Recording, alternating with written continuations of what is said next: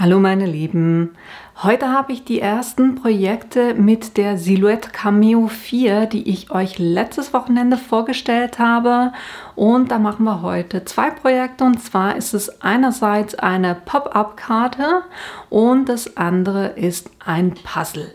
Mehr dazu seht ihr gleich nach dem Intro.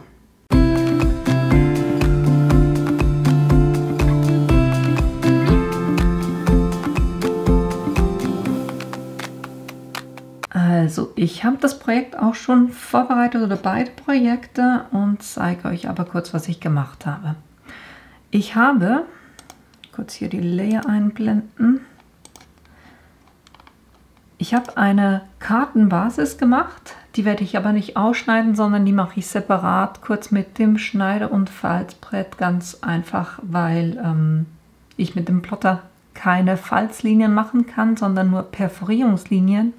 Das heißt, es sind kleine Schnitte und das gefällt mir bei Karten halt einfach nicht, und deshalb werde ich mir die Kartenbasis von 14 cm x 20 cm, die werde ich mir kurz mit dem Falz- und Schneidebrett ausschneiden. Aber ich habe es hier als Orientierung drauf. Dann habe ich ein weiteres Viereck eingefügt, und das habe ich alles hier mit den Formen gemacht, ne? Das zweite ist 13 cm x 19 cm, das heißt, ich bin 1 cm von der Kartenbasis reingegangen oder kleiner gegangen. Das gibt mir ringsherum einen Abstand von einem halben Zentimeter. Dann habe ich ein weiteres Viereck eingefügt, und das ist auch 13 cm in der Breite. Aber in der Höhe ist es genau die Hälfte von diesem Pop-up-Element oder von diesem zweiten Rechteck, was ich gemacht habe, nämlich 9,5 cm. Weil wir hatten ja vorhin bei dem, das war 19 cm, die Hälfte davon 9,5 cm. Und das brauche ich einfach, um die Mitte von diesem Element hier zu definieren. Dann habe ich hier ein Motiv, und das habe ich von freepik.com. Ich musste das nicht mehr zuschneiden, hier über das Nachzeichnenfenster, weil ich habe das als EPS-Datei. Da braucht ihr aber die Business-Version vom Silhouette Studio, damit ihr EPS-Dateien integrieren könnt. Und dann habe ich hier noch über den Offset-Panel, wo haben wir den hier, habe ich noch ein Offset gezeichnet.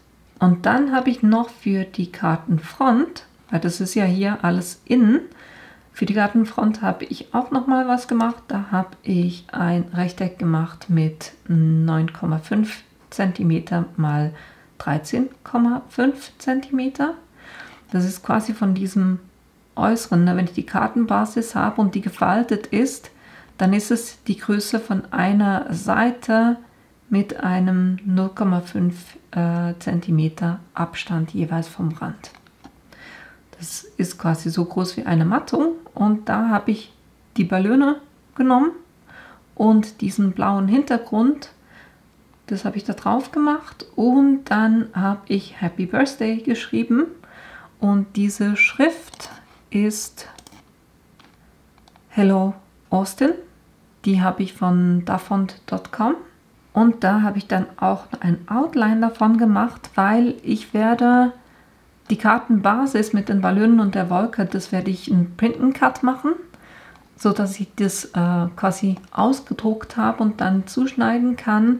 Und dann ist das hier ein zusätzliches Element, um dem Ganzen ein bisschen Dimension zu geben, was ich dann ringsherum ausschneiden werde. Das heißt, zuerst auch drucken und dann ausschneiden mit der Print and Cut Funktion.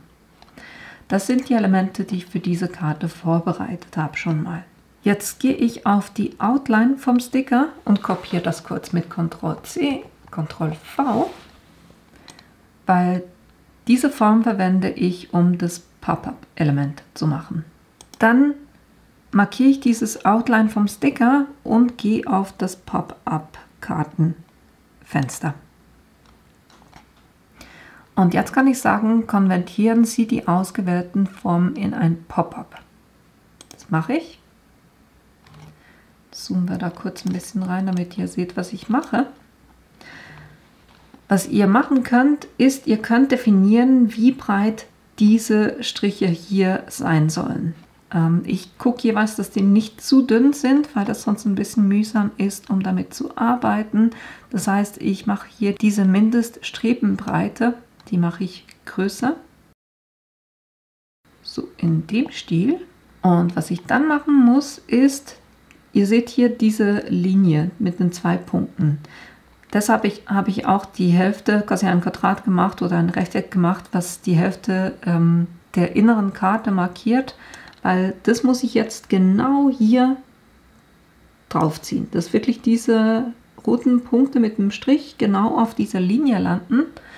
Und dann gehe ich mit den Pfeiltasten, richte ich das so ein bisschen mittig aus, so dass es für mich passt.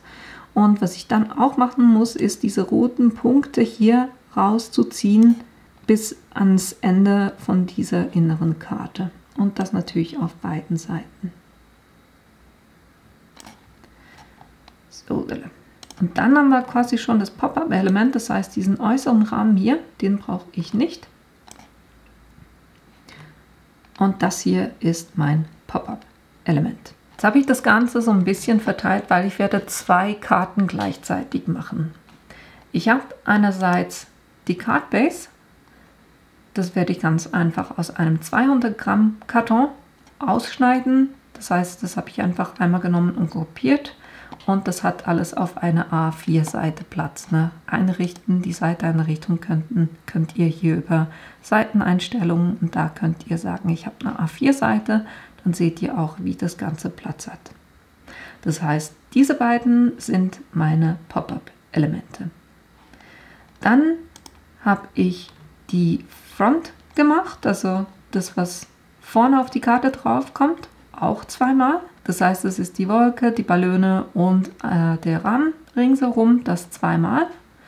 Und das Happy Birthday einerseits in schwarz plus die Outlines davon. Das drucke ich einmal aus mit dem Print and Cut und dann schneide ich das dann aus.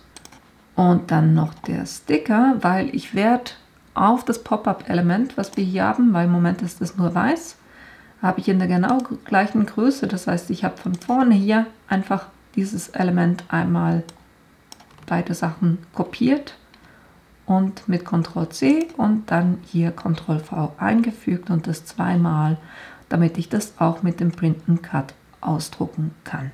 Und genau das alles mache ich jetzt kurz. Das heißt, ich werde das hier kurz ausdrucken. Dann könnt ihr einfach übers Ausdrucken gehen und beim Drucken dann euren Drucker aussuchen. Und ich gehe jeweils in die Einstellungen rein und erweitert und gucke da einfach, dass es auf optimal ist, damit ich da einen schönen Ausdruck bekomme. Das drucke ich einmal, plus auch dieses Blatt, das drucke ich auch einmal aus und bin dann gleich wieder zurück. So, dann habe ich einerseits ein Blatt, wo ich das Pop-up-Element draus ausschneiden will. Dann habe ich eben meine beiden Karten, die im Gesamten 20 cm mal 14 cm sind und bei 10 cm gefalzt. Das habe ich mit dem Falz- und Schneidebrett von Fiskars gemacht. Dann habe ich die Kartenfront und dann eben den Sticker quasi, der auf das Pop-up-Element drauf kommt. Und jetzt können wir da eins nach dem anderen schneiden. Ich würde sagen, wir fangen mal mit dem Sticker an. Das heißt, ich nehme diese Datei hier, gehe auf Senden. Ich nehme hier kurz die Soft-Grip-Matte, weil ich gemerkt habe, dass, die Standard-Grip-Matte für dieses Papier eine Herausforderung ist. Das klebt mir zu fest. Dann nehmen wir hier die Soft-Grip-Matte und können die dann auch laden. Dann wähle ich hier mein 120 Gramm Papier aus. Das habe ich bei einer 4 auf einem 30er Anpressdruck, ein Durchgang und Geschwindigkeit 5. Und wenn ich jetzt dann auf Senden gehe, wird er hier die Passmarken absuchen und dann erst schneiden. I get so caught up in the middle, thinking of drowning in those blue eyes. I'm losing sight 'cause I am falling. I'm so. Dann habe ich hier wunderbar mit dem Outline auch schon meine Pop-up-Elemente.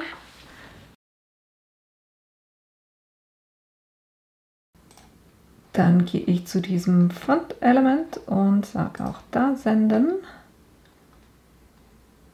Nehme auch wieder mein Papier oder meine Einstellung für das 120 Gramm Papier. Und da muss es natürlich nur quasi die Outlines vom Happy Birthday ausschneiden und die Karte. Und ich sehe jetzt hier, dass ich da sehr wahrscheinlich ein Problem habe, weil ich da über die Passmarke drüber hinausgegangen bin. Aber das kann ich nachher von Hand noch kurz zurückschneiden. Mal gucken, wie das Resultat aussieht. Hier auch wieder dasselbe, die Matte laden. Und wenn ich jetzt auf Senden gehe, wird auch hier die Passmarken absuchen. Deep down, and it's not a lie that I die. I can... Jetzt hat er genau das gemacht. Hier hat er nicht bis ganz oben geschnitten, ist aber für mich eben kein Problem, weil ich weiß, die muss 13,5 sein. Hier unten hat es geschnitten, dann kann ich da einfach bei 13,5 das noch schneiden.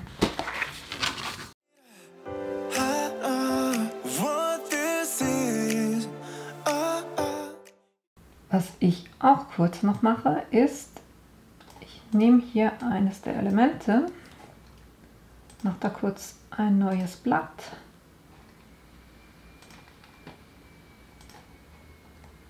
Gebe das hier rein,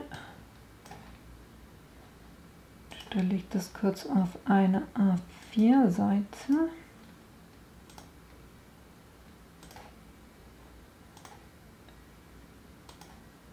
Und ich brauche nur das Outline, aber nicht den Schriftzug. Weil ich werde ja das Happy Birthday vorne auf die Karte mit ein bisschen Erhebung drauf geben. Und damit das ein bisschen schwerer ist oder stabiler, schneide ich das jetzt einfach noch einmal aus für beide Karten, damit ich das dann auch habe.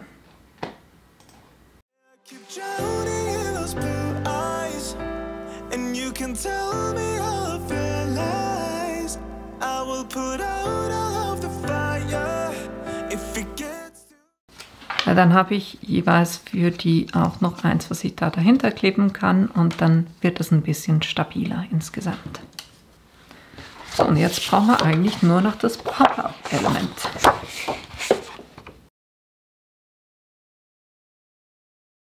Da nehme ich jetzt diese beiden und gehe auf Senden, wähle wieder meinen Cardstock aus.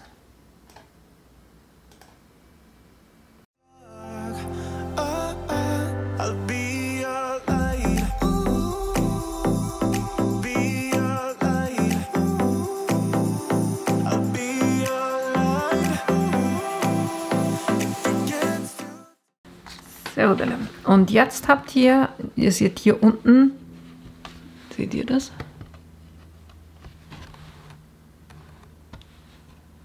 Hier unten habe ich nur ein ganz kleines Stück an Perforierungslinie. Ich hoffe, dass mir das Ganze nicht wegfliegt, aber was ihr jetzt macht, ist, ihr drückt quasi das nach vorne so ein bisschen raus, falls es irgendwo noch hadert. Und jetzt könnt ihr den Linien hier so ein bisschen helfen.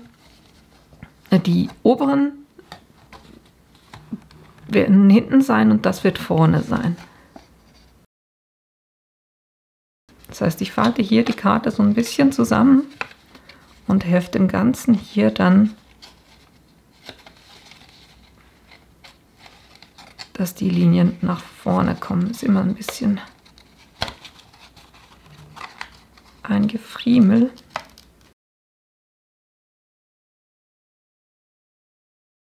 Weil was eigentlich passieren sollte, ist, wenn ihr das jetzt, die Karte zusammen oder schließt, dann sollte sich das nach oben schieben.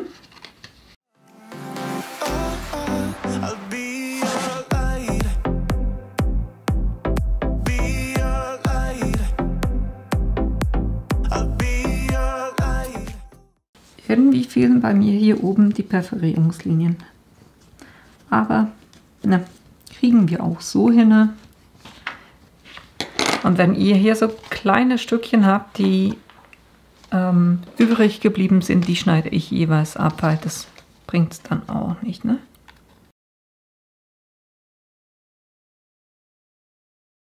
Weil es hier oben eigentlich haben müsste, sind die Perforierungslinien, die es hier nur an den Seiten lustigerweise bei mir gemacht hat. Aber nun ja.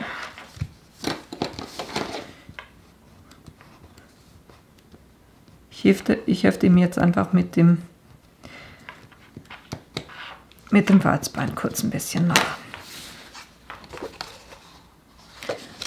Und dann können wir hier quasi schon unseren Teddy drauf kleben. Ich mache das kurz mit Flüssigkleber.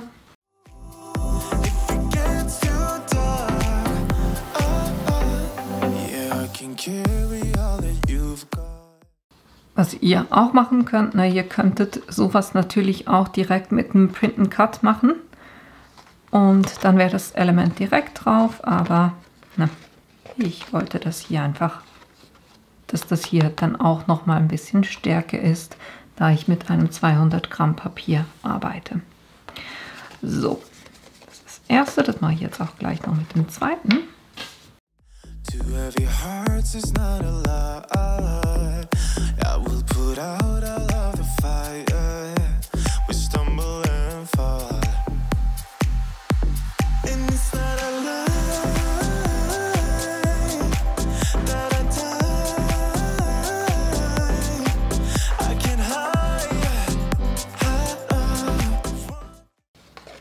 Dann haben wir schon mal diese beiden Pop-up-Elemente. Jetzt kümmere ich mich noch kurz um die Vorderseite der Karte.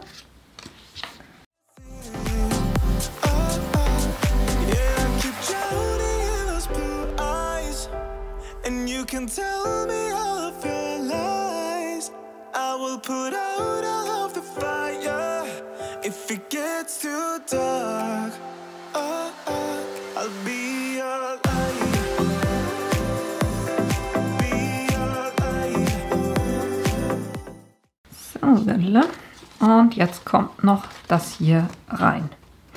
Natürlich müsst ihr jetzt den Bären selber oder das Motiv, was hochkommen soll, das klebt hier nicht fest, sondern eigentlich alles ringsherum und hier dann einfach schön quasi in die Falzlinie reindrücken. Das heißt, ich mache jetzt überall Flüssigkleber drauf, wo dieser Bär hier in der Mitte nicht ist.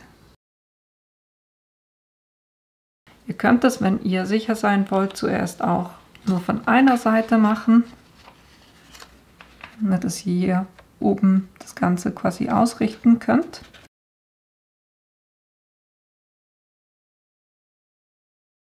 Und dann die obere Seite auch noch festkleben.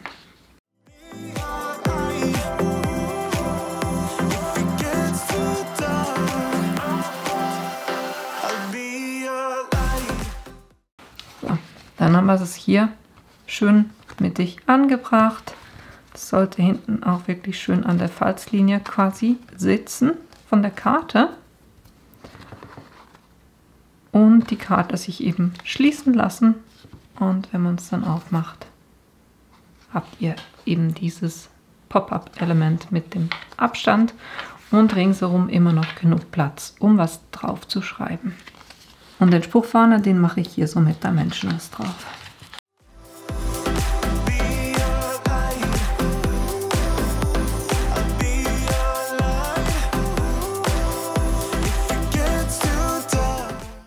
Und so einfach haben wir schon eine Pop-up-Karte gemacht. Vorne ganz cool eben mit der Mattung oder mit diesem Motiv vorne drauf. Ein bisschen Dimension dadurch, dass wir das Happy Birthday zweimal ausgeschnitten haben und das mit Dimension aufgeklebt haben. Und jetzt könnte man sich streiten, eigentlich machen wir die Karte so auf und dann müsste das Pop-up-Element quasi so, also hier sein, aber ich finde es jetzt nicht schlimm. Na, wenn man dann die Karte aufmacht, habt ihr hier mit Dimension euer Pop-up-Element und ich finde, das sieht doch schon ganz professionell aus, ne? Und so könnt ihr eben eure eigenen Karten erstellen, die dieses Pop-up-Element haben, was man sonst eigentlich nur von den gekauften Karten quasi kennt. So einfach ist es gemacht. Kommen wir zum zweiten Projekt.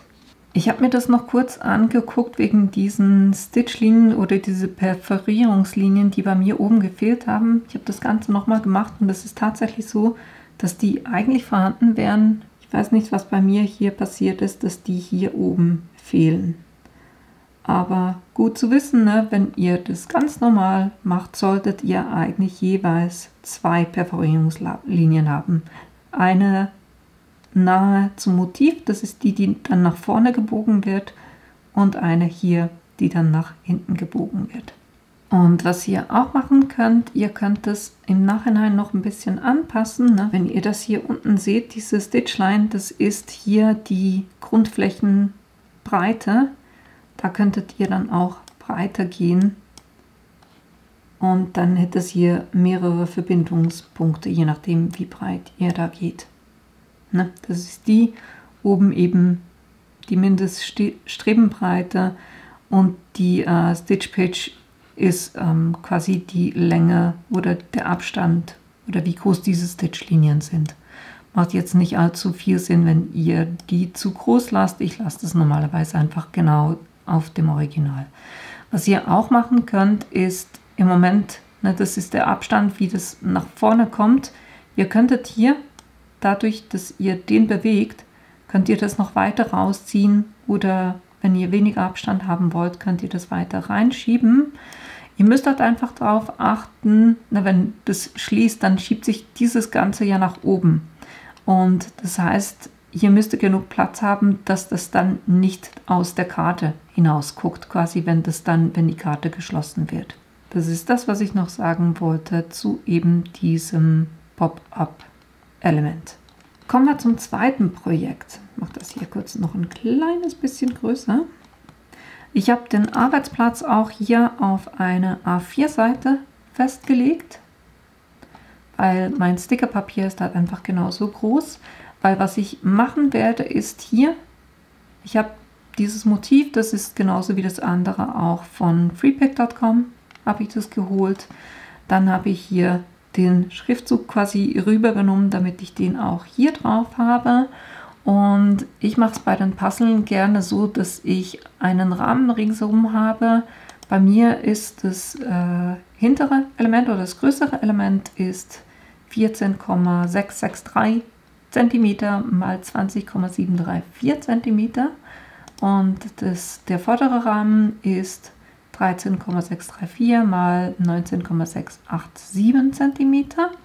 Und ich habe einfach geguckt, dass das Bild quasi mit dem Schriftzug nicht über diesen inneren Rahmen drüber hinausgeht.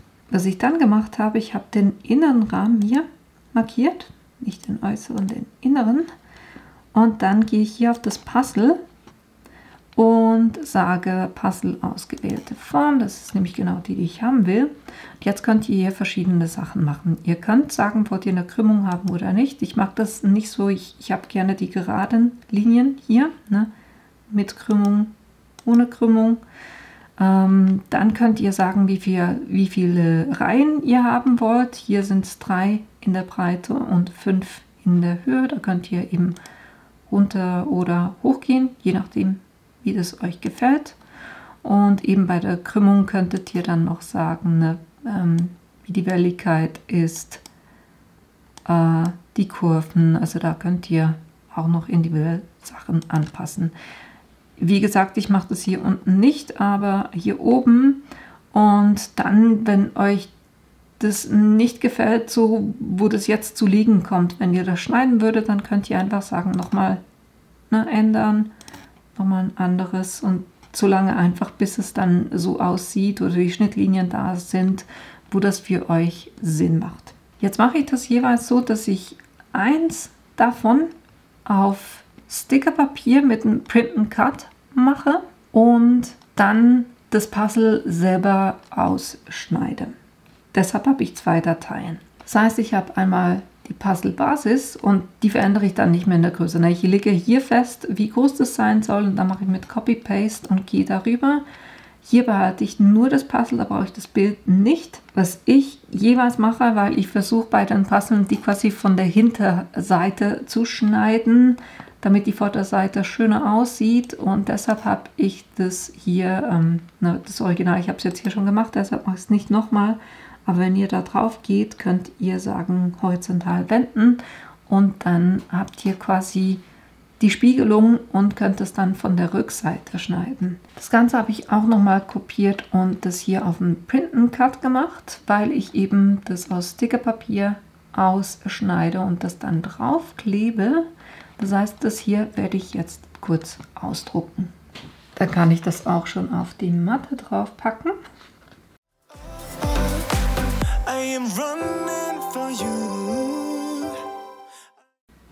Stickerpapier, eine 2 eingestellt, Anpressdruck 12, Geschwindigkeit 3, Durchgang 1. Dann kann man auch schon senden sagen.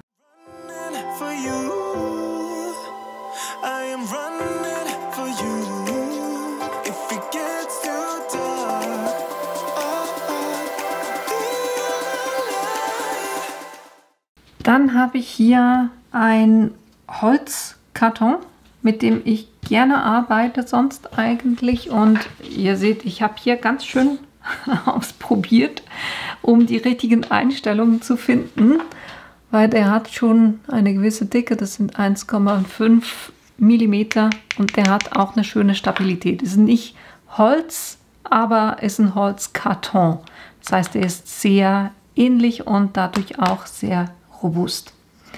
Und wie gesagt, das Puzzle, was ich ausschneide, habe ich gespiegelt, aber das wird jetzt eine ganze Weile dauern, weil bei dem Material muss ich effektiv mit 12 Durchgängen durch das Ganze durch.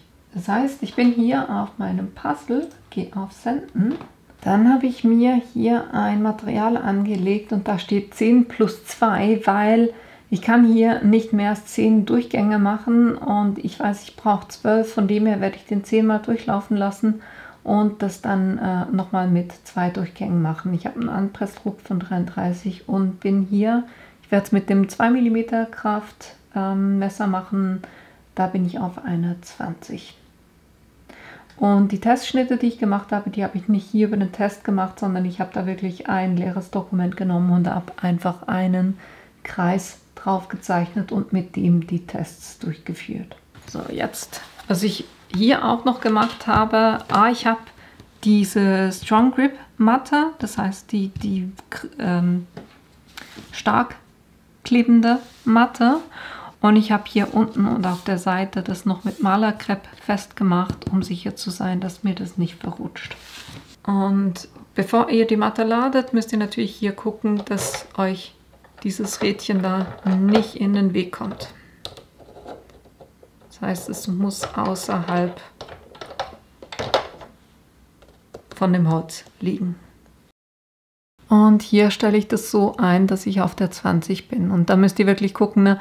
Also es ist, wenn ihr das rausdreht, dann fangt ihr quasi auf der 0 an und dann seht ihr das Messer praktisch nicht. Jetzt, wenn ihr einmal dreht, könnte man meinen, ihr seid auf der 20, aber da das so wenig rausguckt, seid ihr im Moment auf der 10. Das heißt, ihr dreht einfach weiter,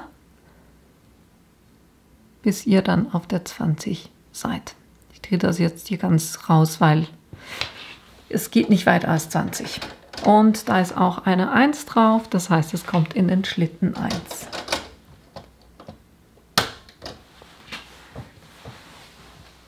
Und dann können wir Senden sagen. Was ich eigentlich machen wollte als Basis für das Puzzle, ist hier so einen Holzkarton zu verwenden. Mit dem Maker habe ich da mit dem Knife Blade absolut kein Thema, das zu schneiden. Ich habe es hier echt mit allen möglichen Einstellungen versucht, hat nicht wirklich funktioniert. Und das Thema ist auch, er schließt wie die Linien nicht ab. Das heißt, ich habe hier wirklich teilweise Ecken, wo er gar nicht durchgeschnitten hat. Verschoben kann es nicht haben, weil ich habe das alles noch zusätzlich mit Malerkrepp festgemacht. Mir auch wunderbar meine Matte versaut, die werde ich nachher noch reinigen dürfen. Aber das Experiment habe ich mit dem 2 mm Craftblade jetzt einfach mal aufgegeben. Anstattdessen habe ich hier eine Graupappe, die auch relativ dünn ist. Und jetzt schneide ich das halt mit dir. Das heißt, Matte laden. Und ich habe die wirklich ringsherum mit Malerkrepp festgemacht, dass sie eben nicht verschoben wird. Vom Material her hatte ich hier mal mit dem Karton gestartet, aber dann gemerkt, das reicht nicht wirklich aus. Ich bin dann hoch auf eine 6 gegangen mit, das waren schlussendlich 5 Durchgänge. 33er, Geschwindigkeit 1, aber ein bisschen höher, Nummer 3. Und so gebe ich das jetzt rein.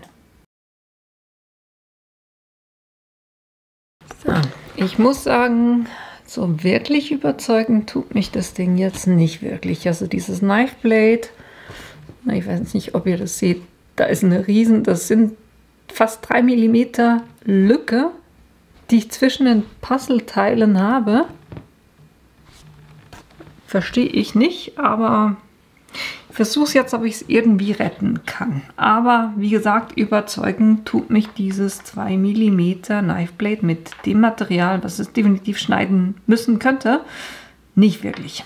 So, meine Lieben, ich muss ganz ehrlich sagen, das war gar nichts. Ne? Das konnte man ganz einfach nicht retten, weil die Schnitte, ich weiß nicht, ob ihr das seht, aber die Schnitte passen nicht wirklich übereinander. Das heißt, beim Knife Blade war es wirklich so, also ich zumindest hatte das Gefühl, wenn der zu viel Widerstand hatte, dann hat er einfach so ein bisschen einen alternativen Weg ausgesucht. Ne? Also nicht wirklich so das Ergebnis, was ich mir wünschen würde.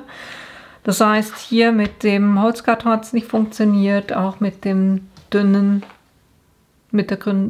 Graupappe hat es nicht funktioniert. Sobald ich das Ganze mit dem normalen Autoblade geschnitten habe, hat es funktioniert, aber hier und das ist nur das 2 mm, ne? Das Thema, wenn ich hier dann das 3 mm Messer nehme, das andere, das ist ja nur das 2 mm, wenn ich das 3 mm Messer nehme, dann wählt der die Einstellung für das Kraftmesser. Das heißt, der schneidet dann nicht nur entlang den Kanten, sondern sobald er irgendwo wenden muss, braucht er eine Wendemöglichkeit und die hätte er dann hier nicht. Also, ich war dann schlussendlich so weit, dass ich gesagt habe, ich glaube in Zukunft solche Sachen würde ich dann doch eher einfach als SVG exportieren und auf meinem Maker mit dem Craftblade schneiden. Weil das Thema ist, das Craftblade bei der Cricut hat ja oben dieses Rad. Das heißt, der dreht auch die Richtung. Und hier, naja, ist halt oben dieses Rad nicht, wo, ich weiß nicht, wie er sich dann den Weg sucht, aber vielleicht finde ich ja noch ein Projekt, wo es dann funktioniert. Aber das hier war jetzt echt ein Reinfall. Ich habe dann schlussendlich das Ganze ganz einfach aus 2 x 200 Gramm ausgeschnitten, damit ich hier ein einigermaßen stabiles Element habe und trotzdem ein Puzzle habe. Aber so war es eigentlich nicht gedacht. Von ihm her, ihr kennt mich, ich zeige euch das jeweils auch, wenn irgendetwas nicht funktioniert oder wenn ich das nicht hinbekommen habe. Wenn irgendjemand einen Tipp hat, was ich falsch mache oder wie man es optimaler lösen kann, dann dürft ihr mir das gerne schreiben. Ansonsten war es das für heute. Zumindest die Pop-Up-Karte hat wunderbar funktioniert. Puzzle war es dann eher nicht so wirklich. Ne? So, gut. Ich hoffe, ich sehe euch dann trotzdem in einem meiner nächsten Videos wieder und wünsche euch noch einen schönen restlichen Sonntag. Bis bald.